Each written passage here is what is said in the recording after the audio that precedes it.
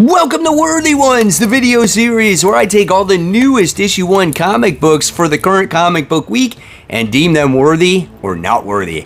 I'm Mike Spider Slayer. Welcome back to Comic Book Corner 2.0. If you love daily comic book content, if you love me helping you make decisions on what comic books to buy, you guys came to the right place.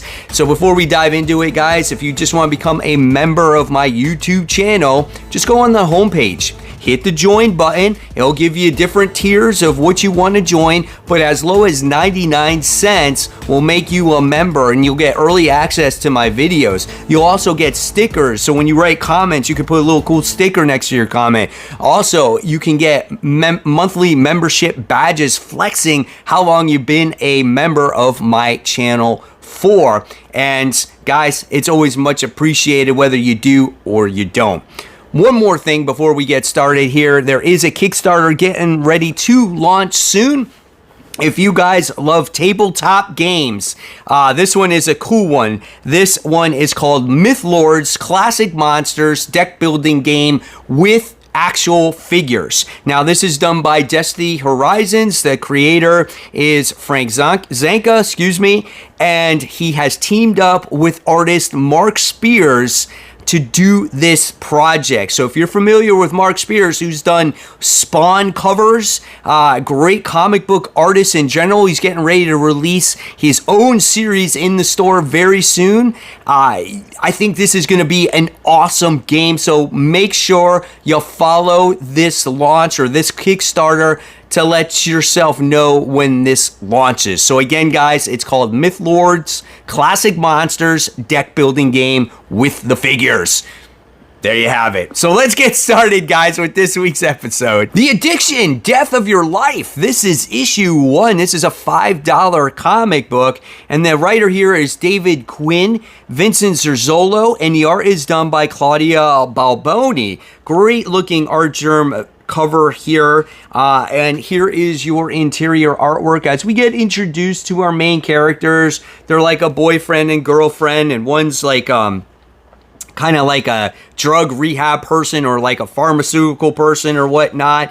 And then what happens is she winds up dead, and she is brought back to life, and now she's traumatized by her rebirth. Okay, she's hallucinating and doing things that she can't tell if it's real or not real, and now she's going against like this cartel, and her skin changes and things like that. This was a very different comic book, right?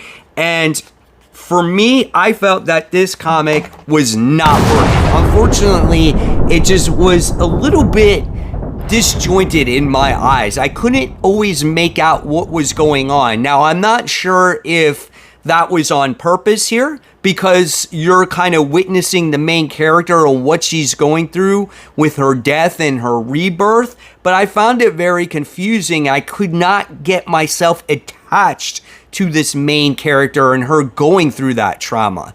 Also, it's in Mexico, so the language is broken at times, where it goes from like, I don't know, from like Spanish to English, and it just kind of messes with me a little bit. And then we also talking about pharmaceuticals and how your brain works, and there's a lot of different elements. So I give the comic book credit for doing something a little different and adding a little bit more to this character, or giving her a different power set. But by the end of the day, I just could not get myself attached to this comic book as much as I wanted to. It was just a little bit all over the place, and I'm kind of like, what am I reading? And kind of like, what's the hook here to get me to read issue 2? So I found it a little lacking. So at the end of the day, I'm going to give this one a C-. It wasn't like a bad comic. It just was something that was a little bit below average, and I need something that's going to really hook me to continue to read it. Hello Darkness, this is issue 1. This book is 48 pages for the price of $6. This is a horror anthology book with a lot of different writers on this particular one. I'm not even going to name them all, but there is definitely plenty of stories here. One is Contagious, and one is called I Can't Take You Anywhere, Stay in Your Lane, Something is Killing the Children, A Monster Hunter Walks into a Bar, Part 1, The Siren, The Foster, The War, Part 1. So there's 7 different stories. Now, I've never been a fan of like anthology comics. They were a thing back in the day, and I guess they've gotten away from it, and now they're starting to bring them back a little bit. And I think they work in certain instances. I don't mind a horror anthology book. My only issue with this comic is that there's too many stories. There's like 7 of them, right? So it takes away from any real, I guess, I don't know, story that has any length, because right when you start to get into that story, the story is over, right? Now, some of them continue in this comic, but some of them just end. Also, you get a Something is Killing the Children book, which I feel is very smart in a way, because they're like, oh, Something is Killing the Children fans might continue to pick this up just for the story that's in here that continues each and every month. So very smart on their end. But there was some good stories in here. There was about one story about some kids killing their parents, right? Which was kind of a little bit dark, right? There was another story that was just pure like gore, where you get this one dude that was a former bowler in his youth days, and there was people recruiting bowlers to be professional or bowlers once again, and they didn't select him, so this guy just like goes AWOL and he starts like killing all these different people, right? And then there's this Something is Killing the Children story, which I thought was really good. Then there was this weird creepy ass story with this dude that attaches his hand to his stomach so it stays alive, so maybe someone can like get a hand in the future. That was really weird too. And so yeah, there was definitely some weird stories, but by the time I got to the final story, I was just like almost checked out. I was like, man, this is a little bit too long, too many different types of stories for me. But at the end of the day, this one was worth it. Now, I do know there was another horror anthology book that came out this week. I want to know which one you liked better. But if I had to grade this one, I'll probably give this one a... This is a tough grade because there are so many different ones and some I was really into, but I think I'm going to give this one a C+. I thought some of the stories were really great, but not needed, and I don't know, man. I just don't know if it's something that I'm going to continue or not. I'm really on the fence about it, but if you love horror, you might want to check it out. Spawn Kills Every Spawn. This is issue 1. This is a 24-page comic for the price of $3. The writer here is John Layman, and the art is done by Rob Dunaeus.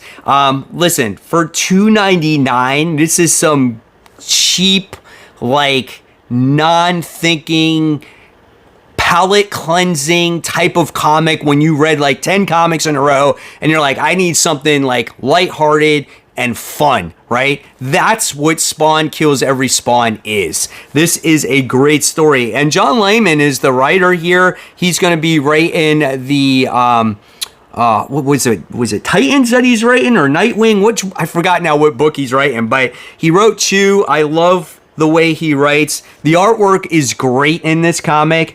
Check this out. This is a convention with all kinds of different Spawn characters. The Easter eggs are absolutely brilliant in this comic. You got like Savage Dragon Spawn, and you have all these different characters in here, and it's just like you got little Chibi Spawn, who his name is Albert, right? And he's like, this place is absolutely dead, but then everything else is like packed, right? So what's this comic about? Well, this dude, Albert, has got it all against all the other Spawns. He has it out for them, man, because they're getting all this attention at this comic convention, right? It's like, hey, check out my autograph. $60, $50, $30. Free. He can't even begin to give away his autograph, right? And he just has this vendetta against all these different types of Spawn characters, and you get to see that transpire in this comic book. This book is worthy. I absolutely love this book. It put a smile on my face.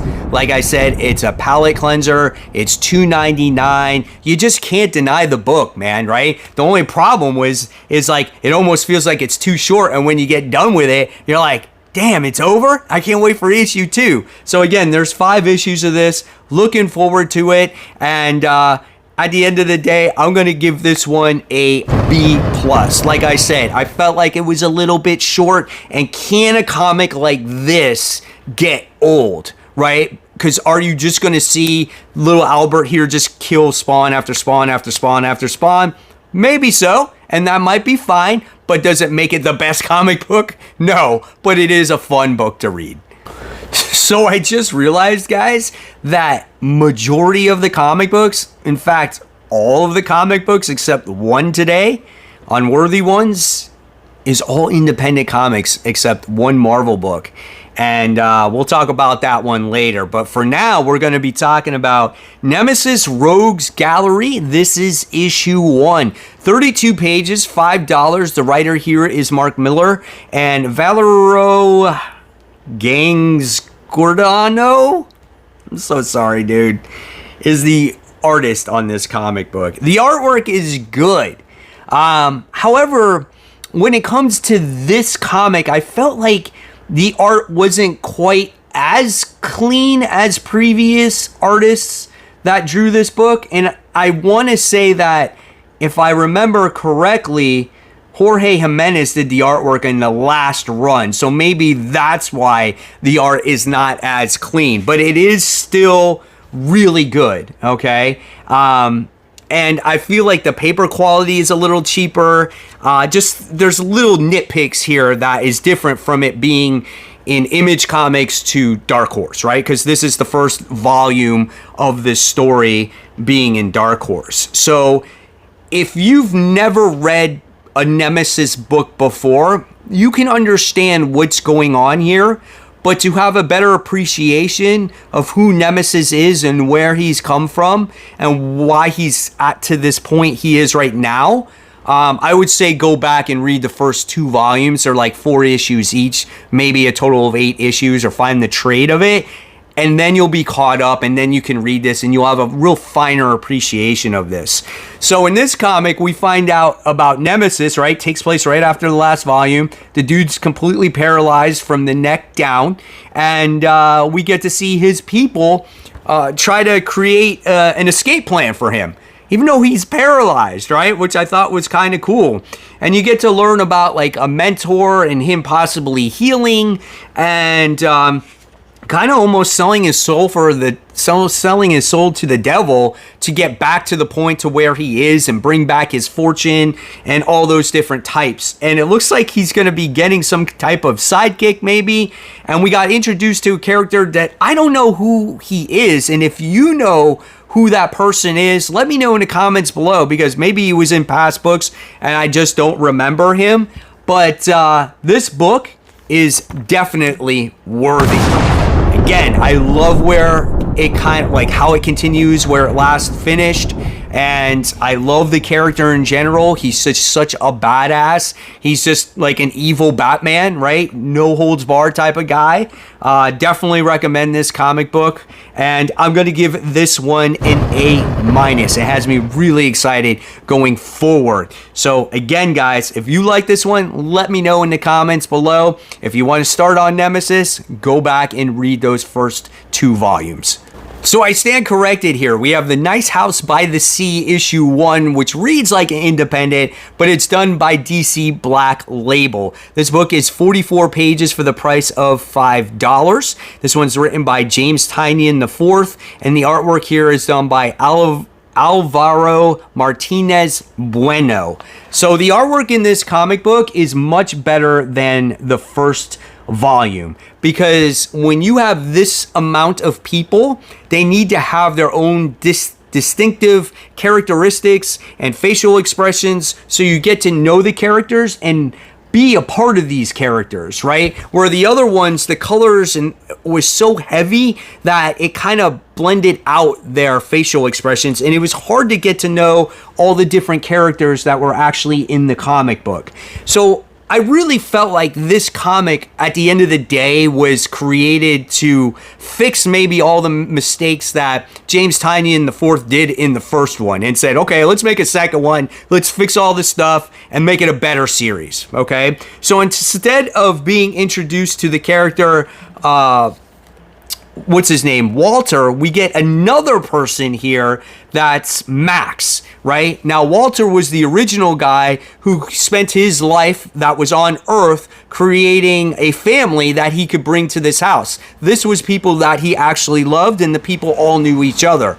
Well, in this version of Nice House on by the Sea, right? It's people that were at the top of their careers in what they did, and maybe that can create animosity against each other, right? And they all have to find a way to get along and stuff like that. It's like some kind of sick reality show. And we get to see like different things that happen. So you got a guy that's like 82 years old here, but he looks like he's like 32.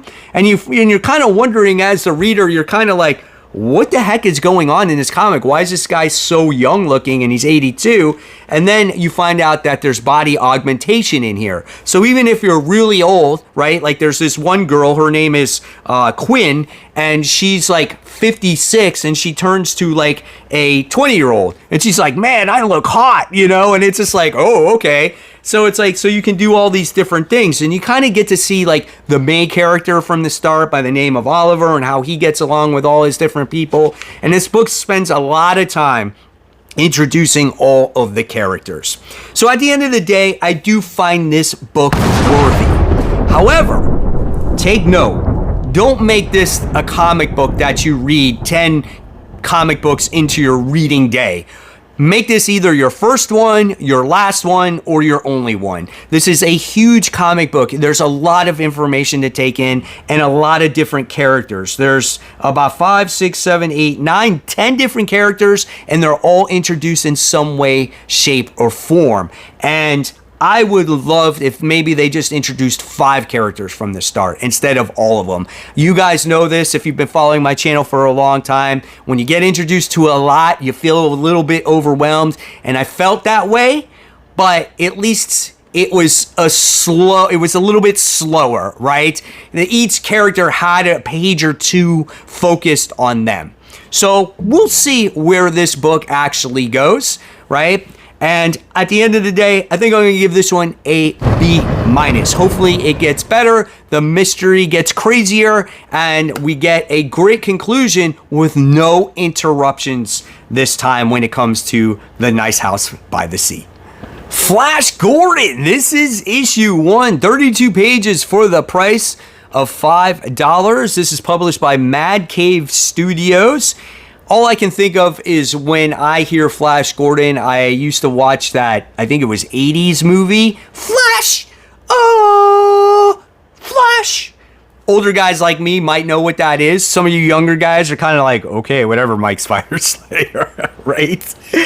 So this book is written by Jeremy Adams. So it's one of the reasons why I picked it up, because he's a great writer.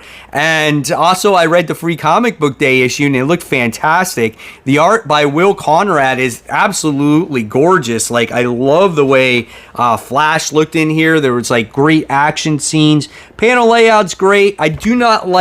I'm not a fan of dialogue boxes that are like red and then have like a different color in them. It makes it harder to read, but still, that's just like a nitpick in this comic. But here we get to see Flash Gordon, he shaves himself with a knife with nice clean shave. I thought that was awesome, right?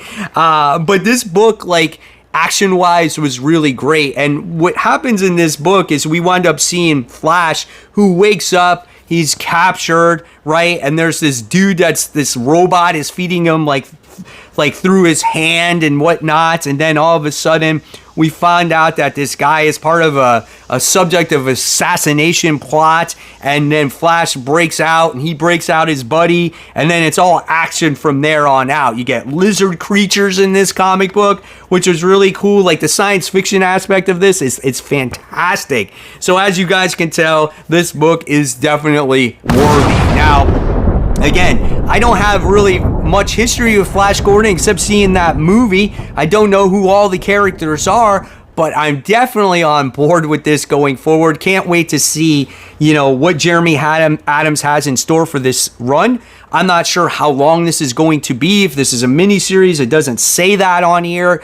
So, but I'm going to give this one an A, dude. I loved it, and it exceeded my expectations. Teenage Mutant Ninja Turtles issue 1, the new jumping on point for new readers, old readers, right?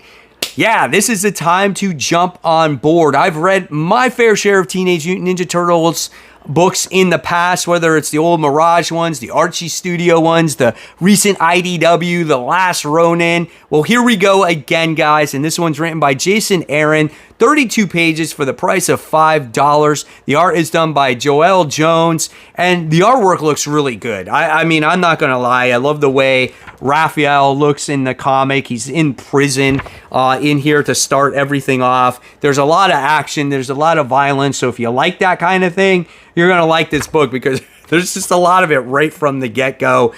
You do get to see little flashbacks of the turtles and themselves in here, but this book is mainly about Raphael and about kind of like what's going on with him in prison, right?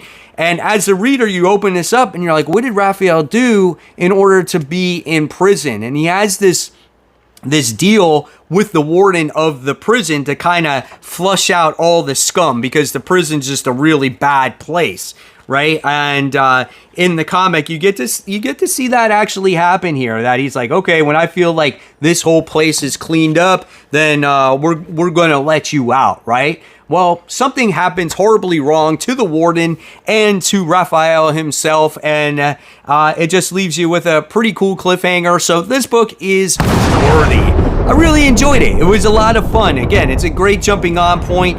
I was a little bit confused at the end of the comic where it took it, because we do have Raphael all of a sudden, he's in this prison, and then he's wearing his traditional bandana here, so I don't know what's going on there. And then we find out that there's something going on with a corrupt, I don't know, guy, part of the clan or whatever it is, and I felt like that was almost not needed, right? I felt like if we just dealt with Raphael being in the prison and then the warden being, possibly killed or whatever it is, like, that's fine, right? But what happens at the end, I was like kind of head scratching, but still a really great book. So definitely a fun read here. I'm going to give this one a B+. I'll be on board for quite a while here. Can't wait to see what happened. NYX, this is issue 1, 36-page comic for the price of $5. The next book that's from the Ashes.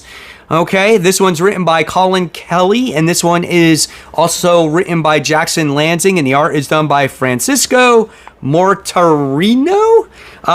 Yeah, so here's the book. Looks fine. The characters look good, right? There's good facial expressions. The colors are bright. It's vibrant. There's some cool, again, fighting scenes in here. But again, this book is a book that really showcases Ms. Marvel, because ever since she died in Amazing Spider-Man and they decided to make her a mutant, they're like, we gotta make her a mutant because Inhumans are no longer really a thing for us, so we gotta force her in a comic. She's gotta have her space somewhere. So they came out with this comic book, right? And for me, she is the character in here that just doesn't fit for me. The character that worked the best was actually the Cuckoo, Sophie, right? She was kind of like the edgy one. She wants to go to the club. She sneaks in, gets a drink, and she's trying to bring Ms. Marvel with her. And it's like Ms. Marvel's like the goody two-shoes, but she's like, oh, I don't know if this is the right thing to do, right? And then you get Prodigy, who's a professor, who gives a shit about that guy, right? And then you get Anole, who's a bartender in the club that they snuck into, who gives a shit about that guy? It's kind of like, why do I care? And there's a lot of talking. Now, I get why this comic is almost created. This is probably created for the younger audience out there. This is created for the comic that is for maybe the Ms. Marvel fans that saw the Ms. Marvel movie and wants a younger audience. That's why they have younger characters in the comic book. So if you're an old-time reader of X-Men, you're probably going to absolutely cannot stand this comic book because there's a lot of drinking, there's a lot of talking, there's a lot of eating, and there's not a lot of action that goes along in it. You get Wolverine that tells, or Laura that tells Ms. Marvel, hey, go home to your family, shouldn't be out, just do your thing, right? She was not a prominent character in this debut issue, which was sad because every single variant cover that's out here, her face is on it because she's the one that sells the comics. You also get introduced to the Krakoan in this comic, who is the villain here. And then you wind up getting introduced to some of the other villains that are going to be in this comic as well. So, was this book worthy? Listen, I'm going to leave this one up to you. For me, I'm going to say it's worthy. And I'm going to continue it to see where the direction of this comic goes. I don't think this very first issue is a pure indication if this comic is going to be good or not for me, okay? But if you are just a pure X-Men fan that just loves Jean Grey, Cyclops, Emma Frost, the classic X-Men, you're going to stay away from this. I just have that feeling. But if you're open to a younger X-Men comic book, this could be for you. But at the end of the day, I don't think it was a great read. I think it was just very average, very forgettable for a first issue. And so I think I'm just going to give this one a C, and we'll see where it actually goes in the future.